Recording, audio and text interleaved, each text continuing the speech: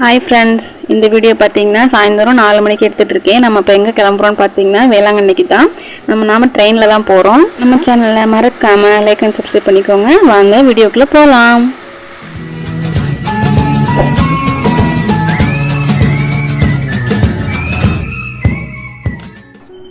நம்ம இப்போ பார்த்தீங்கன்னா ரயில்வே ஸ்டேஷன் வந்தாச்சு. ஃபுல் டீட்டெயில்ஸ்க்கு வீடியோ வந்து ஸ்கிப் பண்ணாமல் லாஸ்ட் வரைக்கும் பாருங்கள். நமக்கு ட்ரெயின் வந்து 6:30க்கு தான். அதுக்கு முன்னாடியே ஒரு எக்ஸ்பிரஸ் ஒன்று போகும், அதான் இப்போ போயிட்டுருக்கு. ரொம்ப ஃபாஸ்ட்டாக போச்சு ஃப்ரெண்ட்ஸ். நாங்கள் பேன்னு பார்த்துட்டு இருந்தேன். நானும் சின்ன பிள்ளை மாதிரியே பசங்களும் பயந்துட்டாங்க, அந்த காற்று ரொம்ப ஃபாஸ்ட்டாக அடிக்கவும். இப்போ ட்ரெயின் நாங்கள் ஏறி வந்து நாங்கள் வந்து திருவாரூர் ஸ்டேஷன் வந்து வந்தாச்சு. அங்கே வந்து வண்டி ட்ரெயின் நின்றுட்டுருக்கு. இப்போ பார்த்தீங்கன்னா நம்ம வந்து வேளாங்கண்ணியில் வந்து இறங்கியாச்சு. நாகப்பட்டினத்துலேருந்து வேளாங்கண்ணிக்கு இதே ட்ரெயினில் வந்துடலாம். இந்த 6:30க்கு போகிற ட்ரெயின். அம்மாப்பேட்டில் வந்து 6:30க்கு நம்ம ஏறி வந்தோம். டிக்கெட் பார்த்தீங்கன்னா ஒரு ஆளுக்கு 20 ருபீஸ்.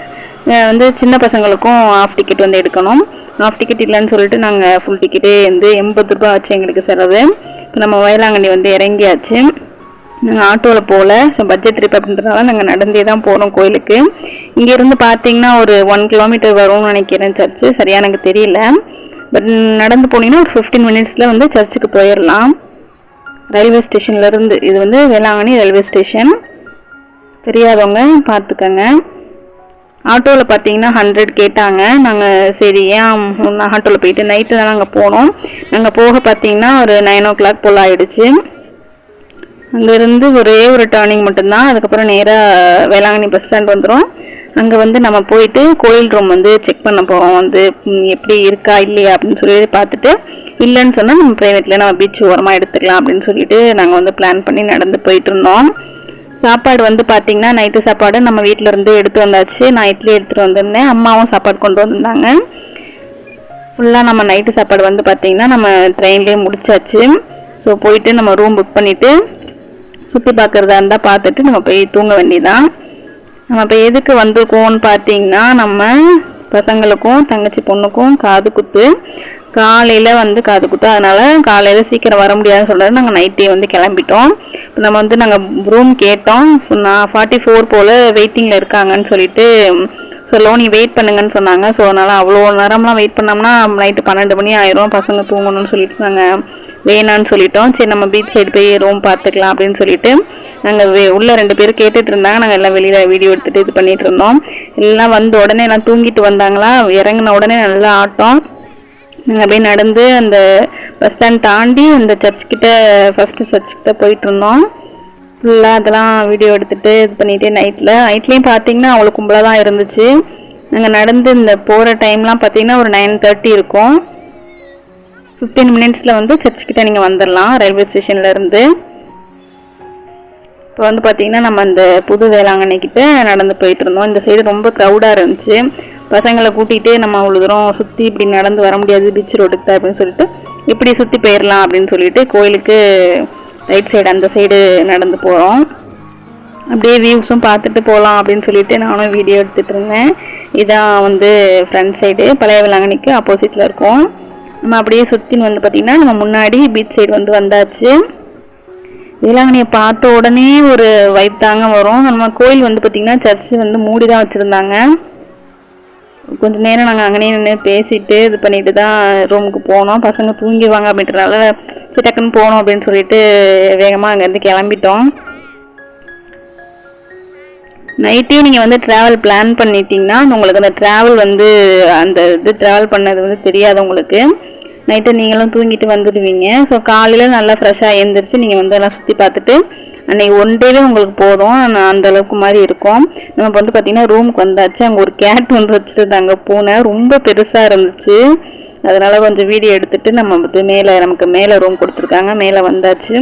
ரூம் பார்த்திங்கன்னா கொஞ்சம் ஆவரேஜ் தான். ஏசி ரூம் தான் புக் பண்ணியிருந்தோம். ரூம் வந்து ரேட் வந்து பார்த்திங்கன்னா 1500 ரூபாய் சொன்னாங்க. ஒருத்தா என்னன்னு சொல்லுங்கள் கமெண்டில்.